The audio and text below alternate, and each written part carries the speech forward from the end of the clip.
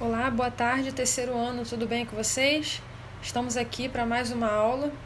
Hoje nós vamos finalizar o neoclassicismo e vamos entrar no tema do romantismo, ok? Sejam bem-vindos.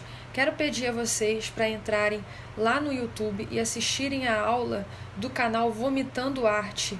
É uma aula bem completa, onde a professora pega todo o contexto de uma forma bem divertida, bem legal, e ela é ótima, gente. Eu tenho vários outros aqui que eu acompanho, mas ela, para mim, é a melhor professora, porque ela pega toda a história, tá? Além dela ensinar sobre a arte, ela também pega toda a história da Revolução Francesa, da Revolução Industrial, porque essa parte do neoclassicismo e do romantismo tem muito contexto político, tá bom? Então é muito interessante que vocês deem uma visitada nesse canal, porque ela vai pegar de uma forma bem ilustrada, tá? Bem ilustrada toda a história da arte, envolve o neoclassicismo, o romantismo, tá bom, gente? Então vamos lá, vamos finalizar aqui o neoclassicismo. O neoclassicismo é uma volta da arte greco-romana, tá, gente? Eles pegam novamente aquela arte greco-romana, é formal e racional. Há um certo tipo de racionalidade na pintura, principalmente. Quando você observa uma pintura, você vê muita racionalidade nessa pintura. E um grande exemplo é a pintura Juramento dos Horácios, tá? De Davi. Essa pintura ela demonstra ao mesmo tempo racionalidade, tá? E também emoção, só que é uma emoção totalmente equilibrada, não é aquela emoção expressada no barroco que nós estudamos anteriormente, aquela expressão em diagonal, totalmente exagerada, aquele contraste, né, entre razão e fé. Agora não, agora existe uma emoção, mas uma emoção totalmente equilibrada. Você vê as esposas aí ao lado direito, como elas estão tristes, né? Porque é um momento de tristeza, onde eles irão para a guerra, né? E elas sabem que com certeza vai haver morte, vai haver perda, mas elas estão com um sofrimento equilibrado, não há aquele sofrimento exagerado. Então existe um equilíbrio entre as cores, tá? Expressa sim uma emoção, mas é uma emoção mais formal e racional. Eu peço para que vocês baixem a apostila, segunda série, Conteúdos de Artes Visuais, do professor Magno Anchieta, tá? Eu estou pegando o conteúdo com base nessa apostila. Eu peço para que vocês baixem, porque vai ser bom para acrescentar nos estudos de vocês. Eu estou dando aula com base nesta apostila, tá, gente? Como vocês não têm na apostila do Eleva, no terceiro ano não tem, então eu estou usando esta apostila como base. Vamos lá, romantismo.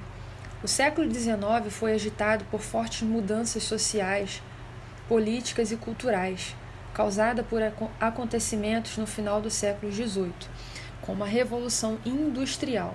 Então, com essa Revolução Industrial, muitas coisas mudaram, tá? Foram surgindo novas tecnologias, e isso, o novo, né, trouxe um certo tipo de medo para as pessoas, tá bom? Mas o novo aconteceu, tá? Que gerou novos inventos com o objetivo de solucionar os problemas técnicos decorrentes do aumento de produção, provocando a divisão do trabalho e o início da especialização da mão de obra, e a Revolução Francesa, que lutava por uma sociedade mais harmônica em que os direitos individuais fossem respeitados. Traduziu-se essa expectativa da Declaração dos Direitos do Homem e do Cidadão. Do mesmo modo, a atividade artística tornou-se complexa. Tá? Os artistas românticos procuraram se libertar das convenções acadêmicas em favor da livre expressão da personalidade do artista.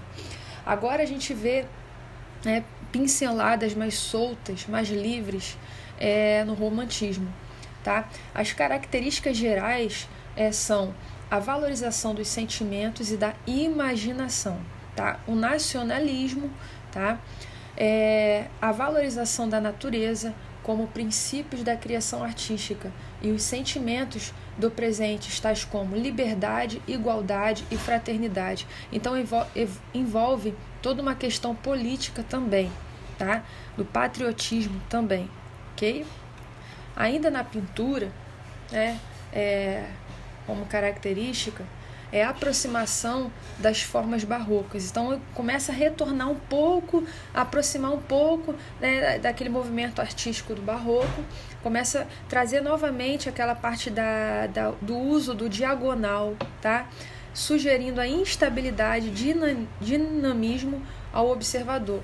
A valorização das cores, do claro e escuro, e a dramaticidade, principalmente o drama, tá? A emoção exagerada, nós vamos ter isso no romantismo, tá? O tema da pintura são fatos reais da história nacional e contemporânea da vida dos artistas.